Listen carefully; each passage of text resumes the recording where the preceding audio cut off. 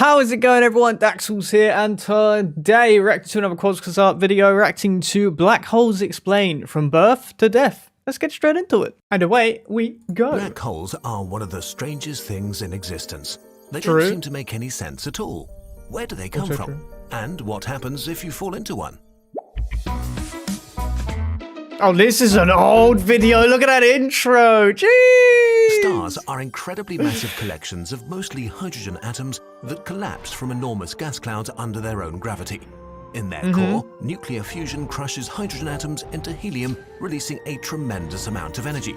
This energy, in the form of radiation, pushes against gravity, maintaining a delicate balance between the two forces. As long as there is fusion in the core, a star remains stable enough. But for stars with way more mass than our own Sun, the heat and pressure at the core allow them to fuse heavier elements until they reach iron. Unlike all the elements that went before, the fusion process that creates iron doesn't generate any energy. Iron builds up at the center of the star until it reaches a critical amount, and the balance between radiation and gravity is suddenly broken. The core collapses. Within a fraction of a second, the star implodes, moving at about a quarter of the speed of light, feeding even more mass into the core. It's at this very moment that all the heavier elements in the universe are created as the star dies in a supernova explosion. This produces either a neutron star, or if the star is massive enough, the entire mass of the core collapses into a black hole. If you looked at a black hole, what you'd really be seeing is the event horizon. Anything that crosses the event horizon needs to be traveling faster than the speed of light to escape. In other words, it's impossible. So we just see a black sphere reflecting nothing. But if the event horizon is the black part, what is the whole part of the black hole? The singularity. We're not sure what it is exactly. A singularity may be infinitely dense, meaning all its mass is concentrated into a single point in space with no surface or volume, or something completely different. Right now, we just don't know. It's like a dividing by zero error. By the way, black holes do not suck things up like a vacuum cleaner. If we were to swap the Sun for an equally massive black hole, nothing much would change for Earth, except that we would freeze to death, of course. What would happen to you if you fell into a black hole?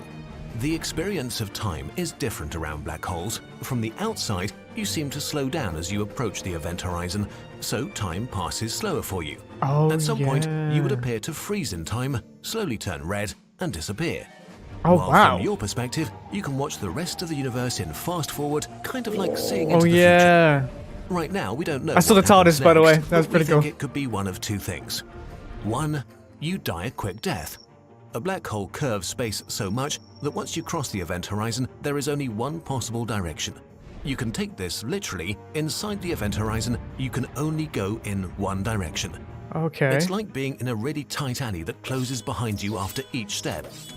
The mass of a black hole is so concentrated, at some point even tiny distances of a few centimeters would mean that gravity acts with millions of times more force on different parts of your body.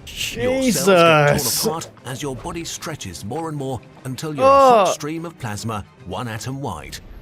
Two, you die a very quick death. Very soon after you cross the event horizon, you would hit a firewall and be terminated in an instant. Neither of these options are particularly pleasant. How soon you would die depends on the mass of the black hole. A smaller black hole would kill you before you even entered its event horizon. So you want it to be smaller? Inside a supermassive black hole for quite a while. As a rule of thumb, the further away from the singularity you are, the longer you live.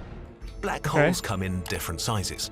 There are stellar mass black holes with a few times the mass of the Sun and the diameter of an asteroid.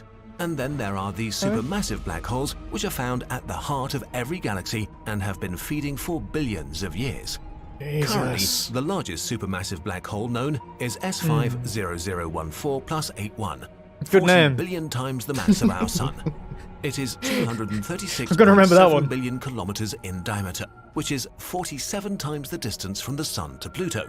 As powerful as black holes are, they will eventually evaporate through a process called Hawking radiation. To understand how this works, we have to look at empty space. Empty space is not really empty, but filled with virtual particles popping into existence and annihilating each other again. When this happens right on the edge of a black hole, one of the virtual particles will be drawn into the black hole and the other will escape and become a real particle. So the black hole is losing energy. This happens incredibly slowly at first and gets faster as the black hole becomes smaller. When it arrives at the mass of a large asteroid, it's radiating at room temperature.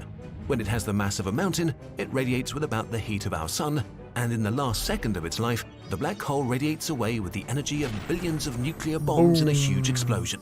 But this process is incredibly slow. The biggest black holes we know might take up to a googol years to evaporate. This is so long that when the last black hole radiates away, nobody will be around to witness it. The universe will have become uninhabitable long before then. This is not the end of our story. There are loads more interesting ideas about black holes. We'll explore them in part 2. A big thanks to Fraser Kane for help with this video. By the way, we've made some Kurzgesagt wallpapers in 4K for different screen sizes.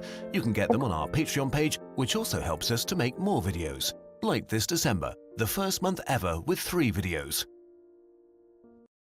Oh, they're popping off in December. Okay, that was very, very interesting. We've watched a lot of space videos, black hole videos. It still surprises me how much you can still learn from space itself. Incredible. Very well made. Bravo, bravo. Okay, everyone, that is the end of the video. If you enjoyed that video, make sure you check out the original in the description down below. Enjoyed this video, hit the thumbs up, subscribe if you haven't. We're trying to hit 20k, so make sure you smash that subscribe button. I will see you in the next video. Later.